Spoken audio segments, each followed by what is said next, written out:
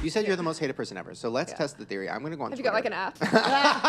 I am going to send out a tweet saying you're on the show and Oh just send my me God. questions and see what they say. And by the way, they're all in all caps. So there's no, and then there's Shane with a crying face. Tell you. There's definitely a picture of somebody drinking bleach, so that's happening. No! Hey, what's up you guys? So today I want to do something a little bit different. Now you know I'm obsessed with all things creepy, dark, weird. So I've been making a lot of videos about like conspiracy theories and urban legends, and you guys seem to be enjoying it. But another thing I love is really fucked up facts about like death or weird crazy accidents that have happened. And my all-time favorite is Disneyland deaths. So I thought today I would make a video going through some of my favorite that sounds very fucked up, but it's true, some of my favorite deaths that happened to Disneyland. Now, before I get started, I just want to say that I mean no disrespect to the family members of people that have died at Disneyland or the people I'm going to talk about. I just find it very fascinating. I find theme parks terrifying for so many reasons. I mean, you have these big, terrifying roller coasters that go hundreds of miles an hour, faster than any person should be going. Then you literally put it in the hands of a teenager who like has a million things on his mind. He ends up pressing the wrong button and then boom, the whole fucking thing crashes and you're dead. At Disneyland, they have that big boat and they have like a parade and there's fireworks. How many times do you think a firework has gone off and almost killed somebody? Probably countless. Then you have all the food everywhere that somebody could so easily poison. Or you could have somebody pour some poison or even eye drops into the water fountain and then you take a sip, diarrhea for weeks. Just there's so many possibilities to die. Ugh, I just imagine like getting killed in the bathroom of like Toontown and like while you're getting stabbed you just hear, "It's a small world after all, yes it is, it's a small world," as you're getting fucking gutted.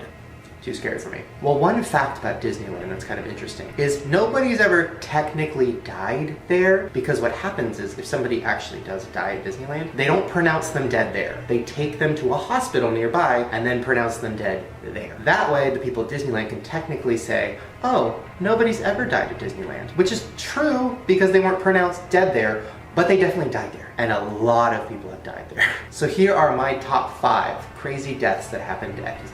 The crash of the Big Thunder Mountain Railroad ride in 2003. Now I remember this one so vividly because I heard about it at school and I thought it was like a myth or an urban legend. And then when I went home, it was on the news and it fucking freaked me the fuck out. Basically the ride is about this train that like goes through this mountain and it goes through all these tunnels and it's like this crazy train and the horn is honking and it's just very intense. Well, one day in 2003, some employees noticed that it was making this weird noise. So they had an inspector come to look at it and he cleared it. And he's like, no, everything is fine. So they dispatched it. One of the wheels went off the track and derailed the whole train and it crashed. A 22-year-old guy named Marcelo Torres got hit with a piece of wood, filled his lungs with blood, and he died. 11 other people were seriously injured and taken to the hospital. Just imagine like being in line for the ride and like you're next and you're waiting and you're so fucking excited, you're taking selfies, and then boosh, boosh.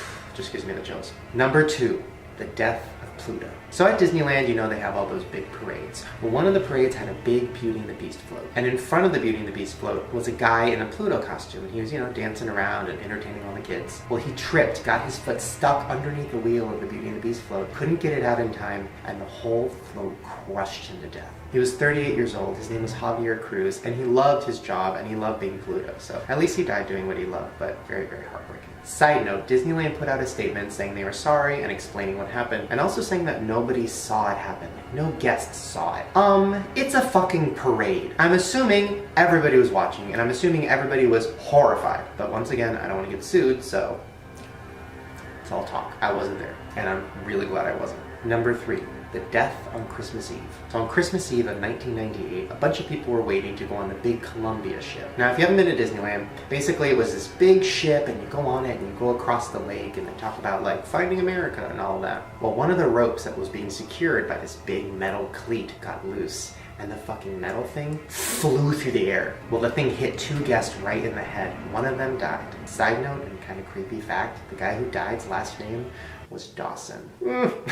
Number 4, someone was killed by the monorail. So the monorail is basically like a big bus that looks very futuristic and it goes around Disneyland and it takes you to different parts of the park. I've always been terrified of it because I just feel like it's not safe. It's like up in the sky and it like goes through mountains and trees and it just, everything about it screams accident to me.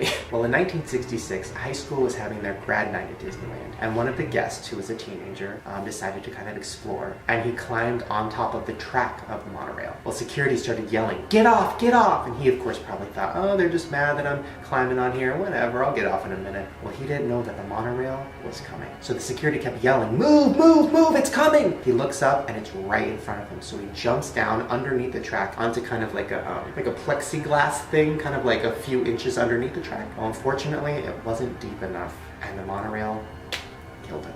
Not only did it kill him, it dragged his body 40 feet before it finally let him go. Ugh.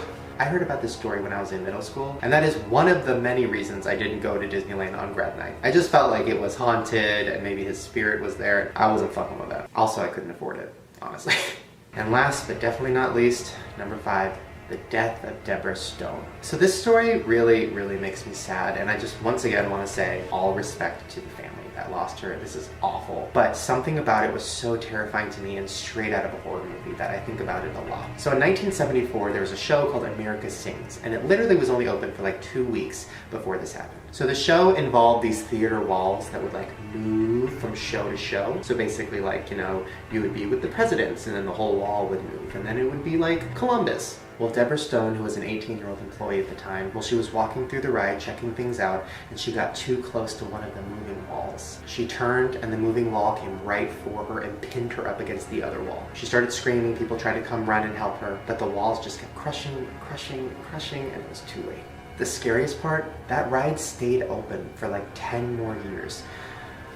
I don't know if Disneyland was trying to keep it a secret, didn't want people to know, but people found out, and they were fucking freaked the fuck out. But now that ride is gone. So there you guys go. Those were the scary but interesting deaths that happened at Disneyland. And I actually have lists from other theme parks, Knott's Berry Farm, Six Flags. Six Flags has had a lot of shit go down.